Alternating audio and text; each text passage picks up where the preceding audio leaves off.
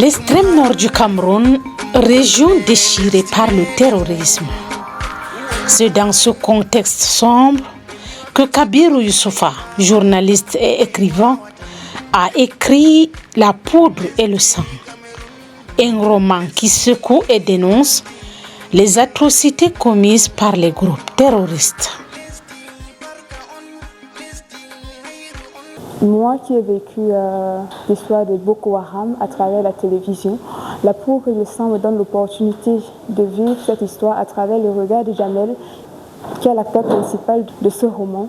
À travers cette histoire, je réalise les familles, les violences qui ont été faites dans la région de l'extrême nord et les familles qui ont été divisées, les crimes. C'est cette particularité qu'apporte l'ouvrage de Kabirou Youssoufa, La poudre et le sang.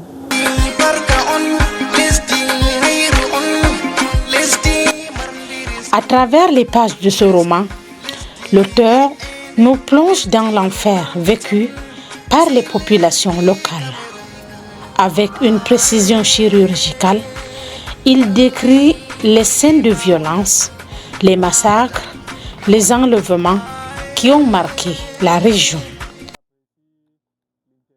J'essayais de me mettre à la place de ceux qui ont perdu leurs parents, ceux qui ont perdu leurs frères, ceux qui ont perdu leurs oncles, leurs tantes. C'était un épisode douloureux pour ces familles-là. Et il ne fallait pas juste avoir perdu un proche pour ressentir cette douleur-là.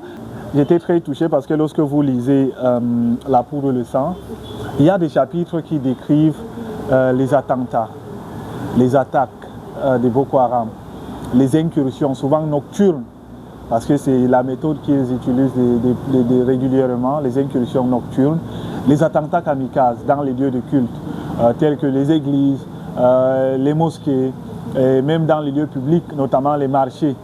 Lorsque j'écrivais ce roman, je me mettais dans la peau de ceux qui ont vécu ces attaques-là.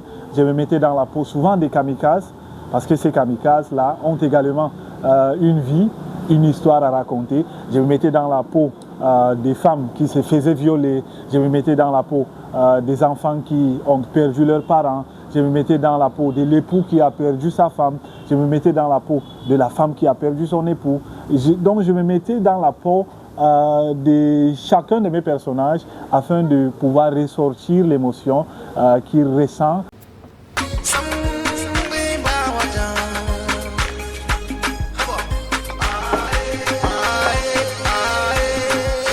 La poudre et le sang est plus qu'un roman. C'est un cri d'alarme. Kabirou Youssoufa utilise sa plume pour dénoncer les injustices et rendre hommage aux victimes. Alors Jamel vit dans une famille qui a 2 enfants, lui-même et sa sœur Nangazaï.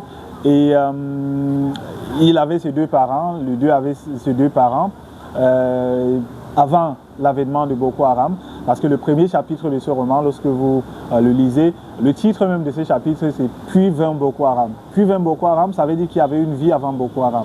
Il y avait une vie paisible, une vie normale. Et puis Boko Haram s'invite à Kolofa, qui est un tout petit village situé dans le département du Mayo-Sava, région de l'extrême nord. Boko Haram s'invite dans ce village-là. Et puis commence la descente aux enfers de la famille de Jamel avec la mort de sa mère, Daphna, qui a été tuée, brutalement tuée dans un attentat kamikaze en pleine messe à l'église.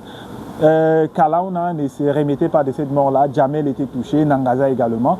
Et puis vient la mort de Kalauna, qui est le père de Jamel. Donc après la mort de Daphna, vient la mort de Kalauna, qui est le père de Jamel. Et puis c'est comme ça que toute leur vie commence à basculer. On enlève Jamel et Nangazaï, on les amène dans un camp de Boko Haram. Nangazaï est violé, torturé. Jamel a été transformé en enfant soldat. Un messager de Boko Haram qui vivait dans un camp vient lui adresser le message selon lequel sa sœur est définitivement morte. Elle était enceinte, elle était très jeune, elle a succombé à sa grossesse et tout. Et Jamel était perdu, il ne savait plus à quel sein se vouer. Toute sa famille a été détruite, à cause de Boko Haram.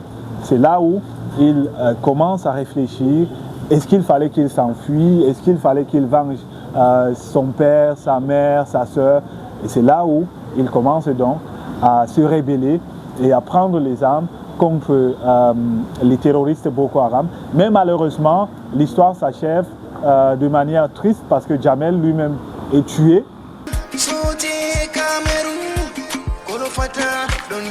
Un écrivain engagé qui ne compte pas d'ailleurs s'arrêter en si bon chemin. Je suis actuellement en train de rédiger mon deuxième roman intitulé Tale of the Poor North Side qui sera édité et publié en langue anglaise. Donc les projets, il y en a beaucoup. J'écris également des poèmes. Kabiru Youssoufa a développé sa passion pour la littérature au lycée. Aujourd'hui, il est déterminé à utiliser son talent pour faire entendre la voix des sans-voix.